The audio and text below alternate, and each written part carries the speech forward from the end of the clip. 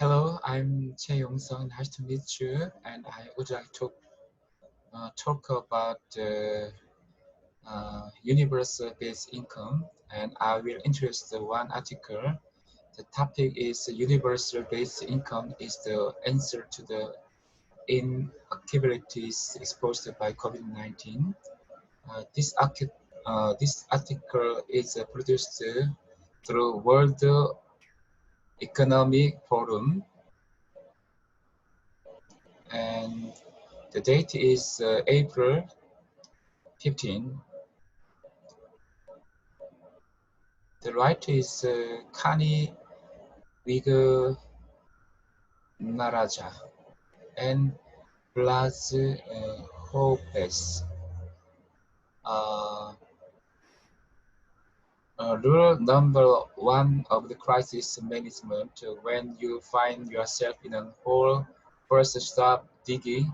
In the COVID-19 outbreak, fancy several countries are considering massive fiscal stimulus package and printing money to blunt to concurrent crises underway, the pandemic and the uh, unraveling economic depression. These plans are essential, but they need to be strategic and sustainable, because in addressing the current crisis, we must avoid the sowing seed of new ones, as the stakes are incredibly high. Papa Francis says it might be time to consider universal basic wage in Easter letter. I think that it's time to add a new element to the policy package that governments are introducing. One we know but have abandoned: the universal basic income. It is needed as a part of the package that will help us to get out of this yawning pit. The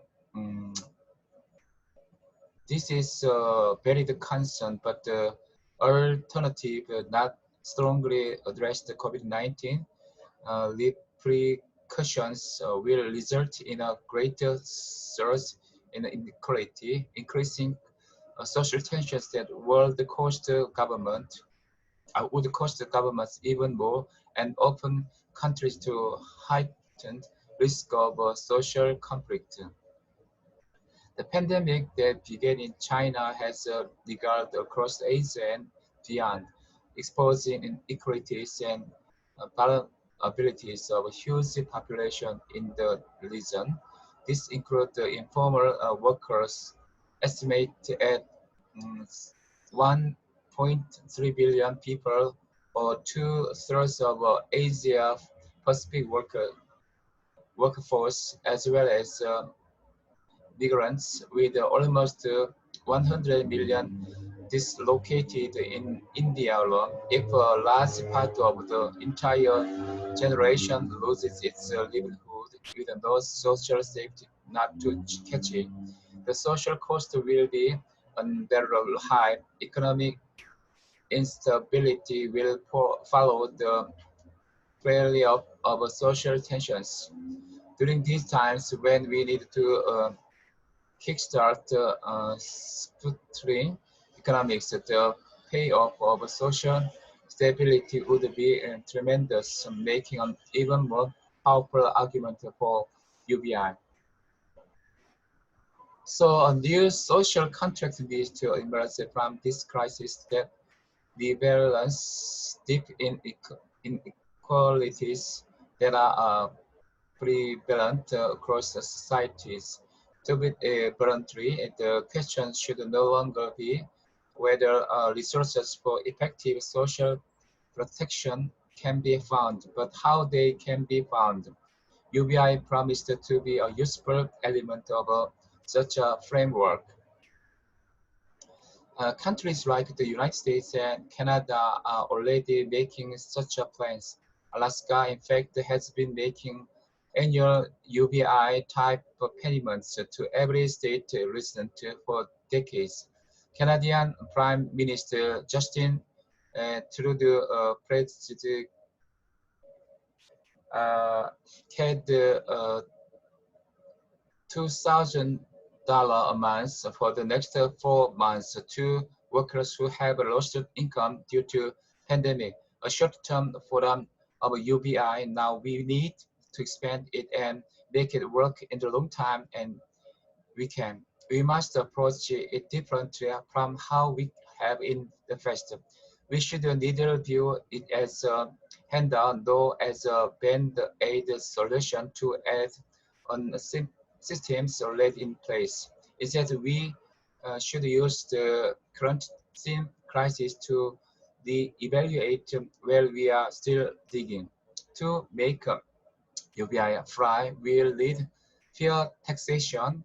Countries will have to work together, exchanging data across the borders to stop people and corporations from evading taxes. Simply put, we must all pay our fair share with a good conscience. We can no longer privatize profit and socialize loss.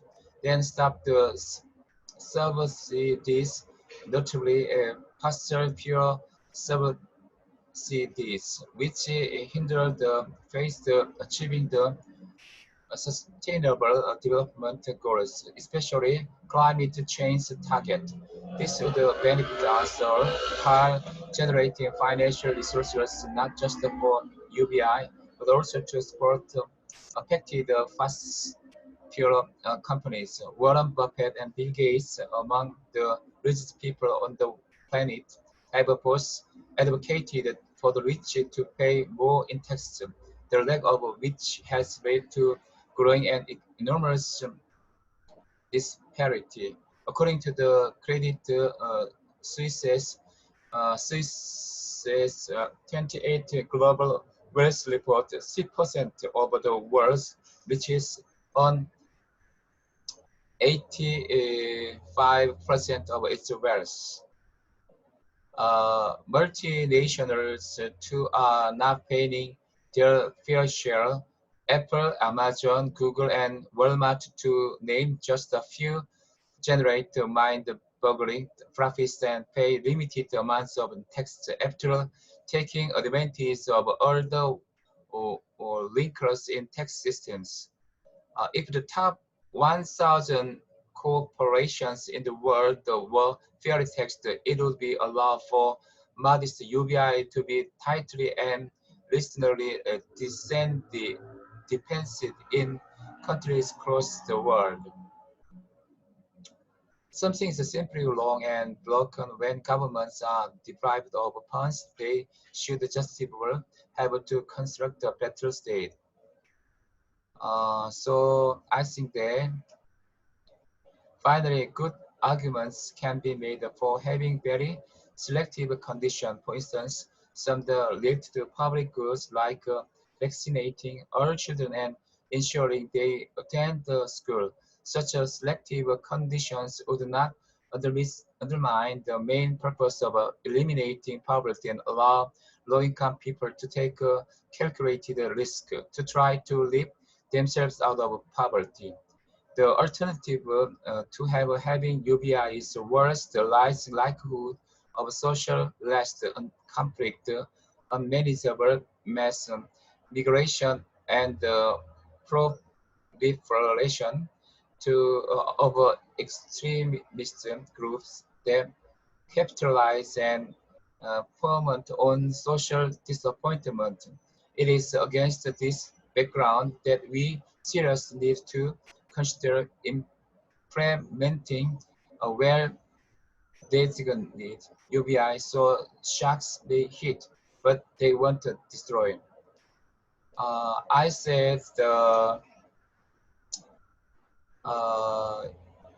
universal basic income is perhaps the answer to the inequalities posed by COVID-19, but we should examine the result of the universal basic income.